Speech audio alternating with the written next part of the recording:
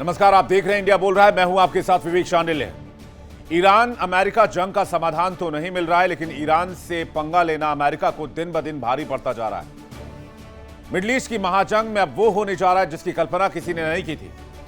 Donald Trump और Benjamin Netanyahu की अटूट दोस्ती खुली दुश्मनी में बदलती दिख रही है। ईरान और लेबनान जंग से बौखलाए अमेरिकी राष्ट्रपति डोनाल्ड ट्रंप ने फोन पर इजरायली पीएम नेतन्याहू को आड़े हाथों ले लिया। डोनाल्ड ट्रंप ने गुस्से में इजरायली पीएम को यहां तक कह दिया कि मेरे किए गए एहसान को भूलना मत, क्या तुम पागल हो गए हो।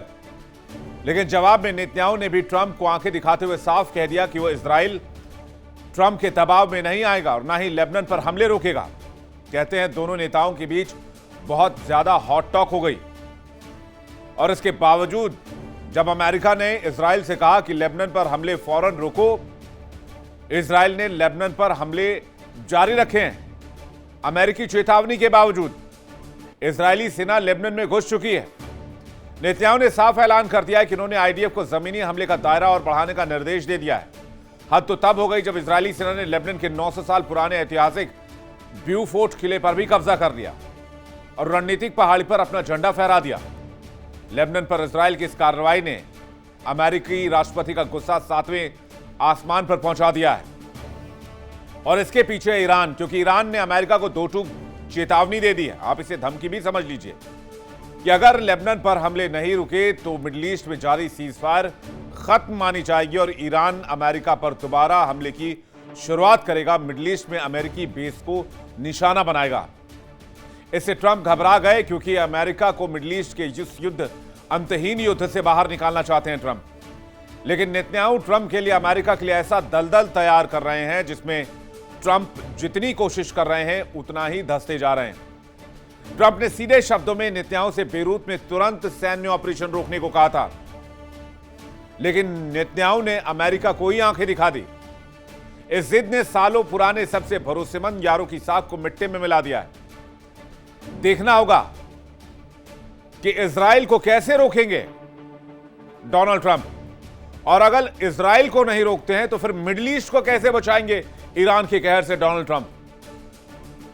डोनाल्ड ट्रंप के लिए सिचुएशन आगे कुआं पीछे खाई वाली हो चुकी है। अगर इजराइल को नहीं रोकेंगे तो ईरान ठोकेगा और इजराइल को रोकेंगे तो इजराइल से दुश्मनी होगी। क्या करेंगे ट्रंप? चर्चा आज इसी मुद्दे पर एक्सपर्ट्स के साथ। ईरान से जंग की आग ने दुनिया के दो सबसे ताकतवर दोस्तों के बीच एक ऐसी लकीर खींच दी है जिसे मिटाना मुश्किल है। एक ऐसी दीवार खड़ी कर दी है जिसे ढहाना नामुमकिन नजर आ रहा है। बिल्कुल सही सुन रहे हैं आप। और ये दो खास लोग हैं, अमेरिकी राष्ट्रपति डोनाल्ड ट्रंप और इजराइल के प्रधानमंत्री बेंजामिन नेतन्याहू। दोनों के बीच 36 का आंकड़ा दिख रहा है। जो कल तक एक दूसरे के लिए ईरान को मारने मिटाने पर तुले हुए थे, आज उनके बीच की दोस्ती दुश्मनी में तब्दील होती दिख रही है या फिर तनाव में तब्दील होती दिख रही है। ईरान और लेबनान जंग के बीच, दोनों के बीच ऐसी हॉट टॉक हुई है जिसने व्हाइट हाउस से लेकर तेल अवीव तक हड़कंप मचा दिया है। ट्रंप ने नेतन्याहू की दुश्मनी की क्या है खबर? ट्रंप ने नेतन्याहू को क्या कुछ कहा है, चलिए जानते हैं। कहते हैं ट्रंप नेतन्याहू के बीच कहासुनी हो गई। फोन पर दोनों के बीच बातचीत हुई। नेतन्याहू पर गुस्से में ट्रंप जला गए और ट्रंप ने नेतन्याहू को कहा तुम सनकी हो, एहसान फरामोश हो। नेतन्याहू सब तुमसे नफरत करते हैं, अगर मैं नहीं होता तो तुम जेल में होते। तुम्हारे चलते आज दुनिया इजराइल से नफरत करने लगी है। तुम पागल हो, यू आर क्रेजी। ट्रंप हाल में मिडिल ईस्ट के इस अंतहीन दलदल से अमेरिका को बाहर निकालने की कोशिश कर रहे हैं, जिससे वो मिडिल ईस्ट में दोबारा होर्मुज को खोल सके और अपनी साख, अपनी इज्जत बचा सके। लेकिन नेतन्याहू डोनाल्ड ट्रंप को इस दलदल में खींचते जा रहे हैं। ट्रंप जितना निकलने की कोशिश करते हैं, नेतन्याहू उतना अमेरिका को इस दलदल में खींचते हैं और इसकी वजह से अमेरिका हर दिन इस दलदल में धंसता जा रहा है। और अमेरिका देख रहा है कि एक अंतहीन सिलसिले की शुरुआत है जिसके खात्मे की कोई दिशा नहीं है। ट्रंप नेतन्याहू में झगड़े की वजह क्या है, यह भी जान लीजिए। वजह नंबर 1, लेबनान पर इजराइल के लगातार हमले। जबकि लेबनान अमेरिका ईरान सीजफायर में हिस्सेदार है। अमेरिका ईरान में सीजफायर सिर्फ इसलिए कामयाब हुई क्योंकि ईरान ने कहा था कि लेबनान को भी इसमें शामिल किया जाए और अमेरिका ने इस बात में हामी भरी थी। बावजूद इसके इजराइल ने हमले जारी रखे, जिसकी वजह से ईरान और अमेरिका की जो बातचीत चल रही है, डील चल रही है, वो खतरे में आ गई है। और लेबनान पर आईडीएफ के हमले से ईरान भड़का हुआ है और ईरान ने सीजफायर खत्म करने की बात कह दी और यह भी कहा है कि अगर आप सीजफायर की शर्तों को नहीं मान सकते तो फिर डील भी नहीं होगी। और ईरान की इस धमकी की वजह से ट्रंप पर प्रेशर बढ़ रहा है। दबाव की वजह से ट्रंप नेतन्याहू पर भड़के हुए हैं और ट्रंप की डील मेकर की छवि तो धुल चुकी है, खत्म हो चुकी है, जमींदोज हो चुकी है, सब जानते हैं। तो सवाल यह कि अमेरिका के धमकाने के बावजूद, वार्न करने के बावजूद, बार बार समझाने के बावजूद नेतन्याहू इतने आक्रामक क्यों हैं?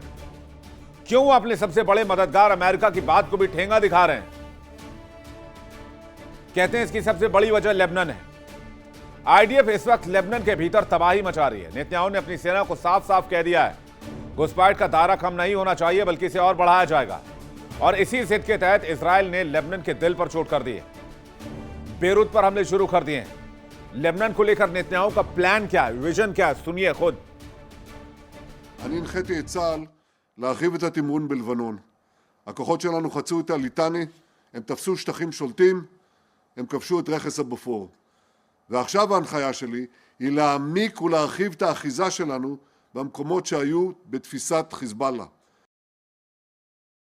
אני הנחיתי את צה"ל להרחיב את התמרון בלבנון.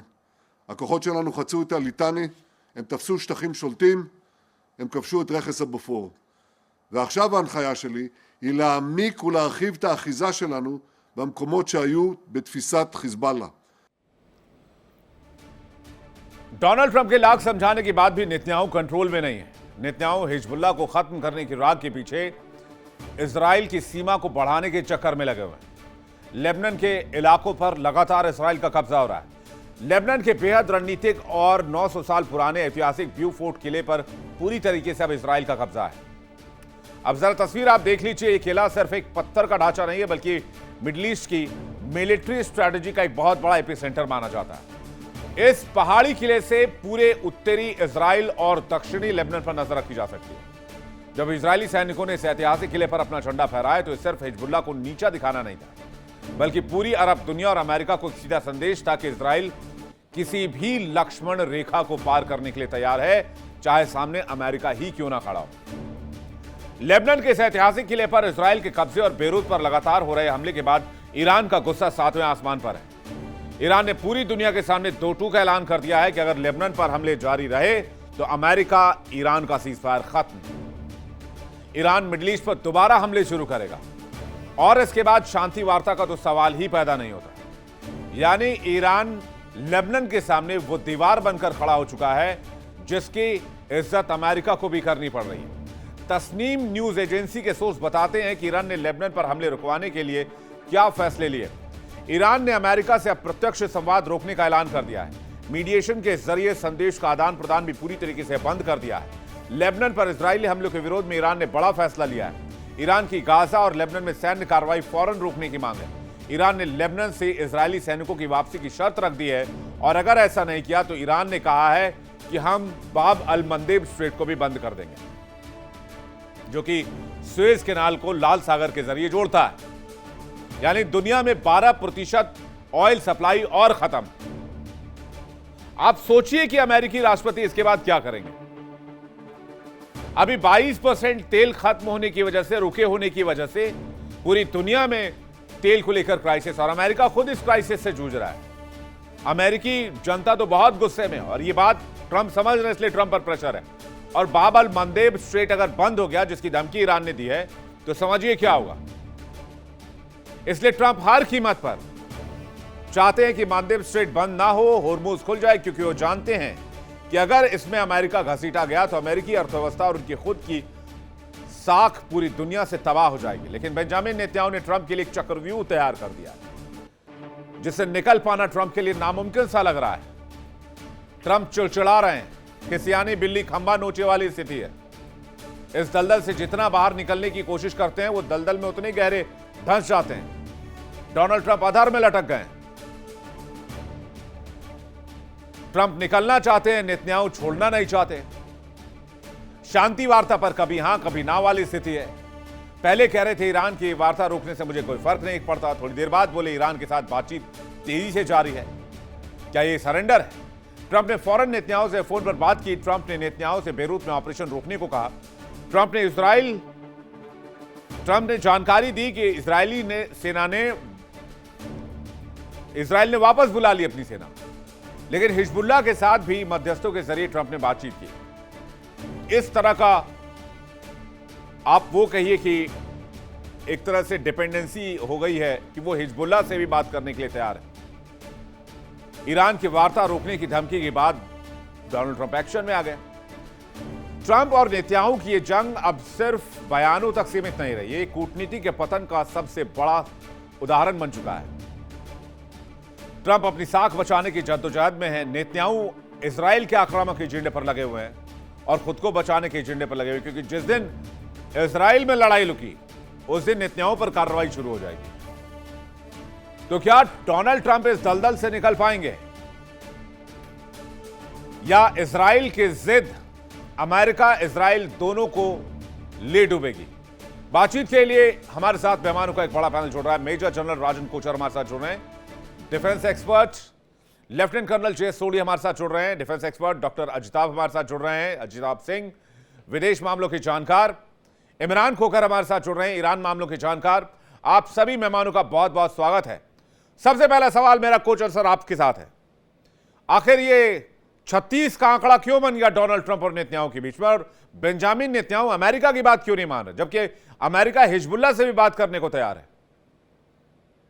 जय हिंद विवेक जी, एक चीज और फेलो पैनलिस्ट को भी मेरी तरफ से जय हिंद।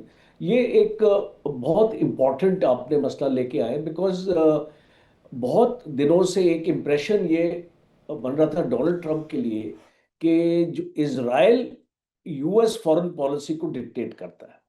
तो और जो आप जानते हैं प्राइमरीज भी आ रहे हैं, इस तरीके का प्रेशर है डोनाल्ड ट्रंप पे। तो एक स्ट्रॉन्ग मैसेज, एक स्ट्रेटेजिक सिग्नल ट्रंप दे रहा है अपने अवाम को भी कि एक अमेरिका फर्स्ट जो एक हमेशा डोनाल्ड ट्रंप बोलता आया है, वो इम्प्रेशन वो देना चाह रहा है कि हम इजराइल के कुचड़ में नहीं है, हम उसके कंट्रोल में नहीं है, हम अपनी फॉरेन पॉलिसी खुद तय करते हैं। दूसरा, आप ये देखिए कि इनके जो रिलेशनशिप, जब अगर हम एक अमेरिका और इजराइल की रिलेशनशिप की बात करते हैं, तो ये एक बहुत ही स्ट्रॉन्ग फाउंडेशन पे और इनके जड़ें बहुत मजबूत है। स्टेटमेंट से इनकी रिलेशनशिप को कोई इतना ज़्यादा फर्क नहीं पड़ने वाला है, क्योंकि इजराइल इसको अमेरिका जानता है कि इजराइल को इसको अमेरिका को बहुत ज़रूरत है इजराइल की इस एरिया में। और इसीलिए ये जितनी भी पॉलिसीज है अमेरिका की जो इजराइल को सपोर्ट करती है इस एरिया में, उसमें मैं कोई बदलाव नहीं देखता हूँ। और तीसरा इंपॉर्टेंट है कि अगर हम एक नेतन्याहू के पॉइंट ऑफ व्यू से देखें, अब आप देखिए जो इसने अभी लेबनान में ऑनस्लॉट हुआ है, और आप फोर्ट की बात करते हैं जो एक कासल है जो 2350 फीट अबाव मीन सी लेवल है, वो एक पूरी ऑब्जर्वेशन लितानी रिवर की उस तरफ भी देता है, नॉर्दर्न इजराइल की तरफ भी देता है। और जिस तरीके से ऑफेंसिव ये चल रहा है इसको लेबनान, एक देखिए एक मिलिट्री पर्सपेक्टिव में आपको देता हूं, जब आप एक ऑफेंसिव में मोमेंटम हासिल कर लेते हैं, जब आपकी फौजें तेजी से आगे बढ़ रही है, उनको रेजिस्टेंस उनको कम मिल रहा है, आप उसको क्यों रोकेंगे? आप अपनी फौजों को नहीं रोकेंगे, बिकॉज आपको दोबारा ये मौका नहीं मिलेगा। और इसीलिए ये मैं खाली ऑप्टिक्स की तरफ देखता हूं, बिकॉज ये जो डोनाल्ड ट्रंप है इनकी स्टेटमेंट खाली ऑप्टिक्स के लिए है। लोगों को बताने के लिए कि भाई हम इजराइल की नहीं सुनते। बट आप अभी देखेंगे, और नेक्स्ट 72 आवर्स की बात मैं कर सकता हूं, उसके आगे चलो देखते हैं क्या होता है। नेक्स्ट 72 आवर्स में नेतन्याहू अपने ऑफेंसिव को रोकने वाला नहीं है, चाहे जो भी स्टेटमेंट इजराइल से आए, ग्राउंड पे वो स्टेटमेंट ट्रांसलेट नहीं होगी। ये फोर्सेस जिस एक एक मोमेंटम जो इनको हासिल हुआ है, ये उस मोमेंटम को हासिल करेंगे। बाद में बेशक एक स्टेज आ जाएगी, बिकॉज देखिए नेतन्याहू ने एक अनाउंसमेंट किया था that we want to control 20% Lebanon. आज 22% उनके हाथ में है, अभी वो उसको 25% करके रोक देंगे, बिकॉज उनका ऑब्जेक्टिव अचीव हो गया। अभी उनको पूरे लेबनान को कैप्चर नहीं करना है, 25% का एरिया अगर उनके हाथ में आ जाता है, और अगर वो आने वाले वक्त में बफर स्टेट भी बन जाता है, तो वो एक बहुत इंपॉर्टेंट होगा कि इसको हिजबुल्लाह की जो मिसाइल्स हैं जो उनके बॉर्डर एरियाज में आती है। और लास्ट पॉइंट मेरा ये है, अब इसको नेतन्याहू के इसको अपने लोग जो बॉर्डर एरियाज में रहते हैं वो ऑलरेडी प्लान कर चुके हैं। अब वो चाहते हैं कि ये लोग अपने बॉर्डर एरियाज में आके सेटल हो जाएं, और इसको नेतन्याहू ने भी इलेक्शन लड़ना है, अभी इसको इजराइल में भी सितंबर अक्टूबर में इलेक्शन है। तो ये सारी चीजें बिल्डअप करती हैं उस चीज के लिए। और इसको नेतन्याहू को जो एक ईरान में सक्सेस नहीं मिला है, वो चाहता है कि अपने अवाम को बताने के लिए कि बेशक ईरान में मुझे सक्सेस नहीं मिला, बट लेबनान में मुझे सक्सेस मिल गया। कोचर सर, लेकिन ट्रम्प साहब के सामने दिक्कत यह है कि इजराइल ने अगर उनको पेंट कर दिया कि वो एंटी इजराइल है, तो अमेरिका में उनके लेने के देने पड़ सकते हैं। ऐसा पहले हो चुका है, जॉर्ज सीनियर डब्ल्यू बुश के साथ हो चुका है, जिमी कार्टर के साथ हो चुका है, इसके अलावा बराक ओबामा के साथ हो चुका है। बराक ओबामा को तो कह दिया गया था वो जेसीपीओए की वजह से कि वो इजराइल विरोधी हैं, जबकि इजराइल ने जेसीपीओए का विरोध किया था। तो ट्रंप के लिए आगे कुआं पीछे खाई वाली स्थिति है। तो करें क्या कर्नल साहब, लेफ्टिनेंट कर्नल जय सोढ़ी साहब? जय हिंद विवेक जी। जय हिंद सर। ये मेरा सौभाग्य कि मैं आपके न्यूज चैनल पे और विख्यात को पैलेस के साथ 2009 तक, जब तक सोशल मीडिया दुनिया में एक बड़े पैमाने में नहीं आया था, पश्चिमी मीडिया बहुत सफल था दुनिया को बताने के लिए जो ये मिडिल ईस्ट की समस्या है, इसकी पूरी गलती फिलिस्तीन की है, अरब मुसलमानों की है, जबकि हकीकत कुछ और थी। 2009 के बाद जब सोशल मीडिया बड़े पैमाने में आना लगा और लोगों को सच्चाई पता होनी चली, उसके बाद दुनिया का इजराइल की तरफ जो रवैया था वो बदला। जो हमने देखा, जो अभी युद्ध हुआ, अधिकतर पश्चिमी देश इजराइल के पूरी तरह खिलाफ। अमेरिकी आवाम, अभी कुछ दिन पहले पीयू रिसर्च पोल हुई है, अमेरिकी आवाम में 67% इजराइल के खिलाफ है। उनका मानना है कि हमारा सालाना $4 अरब पैसा इजराइल पे क्यों खर्च हो रहा है। मैं मानता हूं कि अमेरिका में यहूदी अमीर हैं, लेकिन पैसे की जो चमक है वो एक लिमिट तक चलती है। जब सत्ता पार्टी को पता हो कि मैंने इलेक्शन नवंबर में हारने हैं, उसके पास क्या चारा है रिपब्लिकन पार्टी के पास, बजाय डोनाल्ड ट्रंप ने जो गालियां दी नेतन्याहू को, ये ट्रंप की फ्रस्ट्रेशन, रिपब्लिकन पार्टी की फ्रस्ट्रेशन दिखा रही है, क्योंकि उन्हें पता है नवंबर में उन्होंने ये मिड टर्म चुनाव हार जाना है। और 1 अप्रैल को ट्रंप ने बयान दिया था कि अगर मेरी पार्टी मिड टर्म इलेक्शंस हारती है तो मेरी इंपीचमेंट भी हो सकती है। विवेक जी, मैं दर्शकों से अनुरोध करूंगा 4 ऑफिशियल दस्तावेज जरूर पढ़ें। पहला है साइक्स पाइकॉट एग्रीमेंट 1916 का, दूसरा है बालफूर डिक्लेरेशन 1917 का, तीसरा है संयुक्त राष्ट्र रेजोल्यूशन 181/2 29 नवंबर 1947 का, और चौथा है संयुक्त राष्ट्र का रेजोल्यूशन 242 1967 का। जब दर्शक ये 4 ऑफिशियल दस्तावेज पढ़ेंगे, उन्हें पूरा ये मिडिल ईस्ट की समस्या समझ आ जाएगी।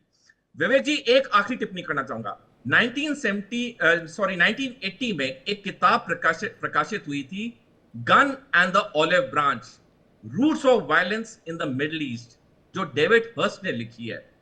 इस किताब में एक जगह लेखक ने लिखा है, जब तक ईरान एक बड़ी शक्ति बनके नहीं उभरेगा, तब तक इजराइल का पलड़ा मध्य पूर्व में भारी रहेगा। जिस दिन ईरान ये क्षेत्रीय शक्ति बनके उभर गया, इजराइल के लिए दिक्कतें हो जाएंगी। विवेक जी, आज से 25 साल बाद जब इस समय का इतिहास लिखा जाएगा, अमेरिकी नागरिक और इजरायली नागरिक ट्रंप और नेतन्याहू पे थू थू करेंगे क्योंकि जो इन्होंने ब्लंडर किया है ईरान पे युद्ध करके, जिसकी वजह से ईरान एक क्षेत्रीय शक्ति बन के उभरा है, कुछ सालों में हम देखेंगे मिडिल ईस्ट में दोबारा जंग होगी, जिसकी शुरुआत ईरान करेगा और उसका नतीजा यह होगा कि इजराइल दो बांटों में फटेगा और फिलिस्तीन एक आजाद देश के रूप में उभरेगा। देखिए इंडिया डेली 24/7 अब आपकी स्मार्ट टीवी पर। इंडिया डेली मौजूद है सभी डिजिटल प्लेटफॉर्म पर लाइव और लगातार। इंडिया डेली 24/7 हर दिन राष्ट्र को समर्पित।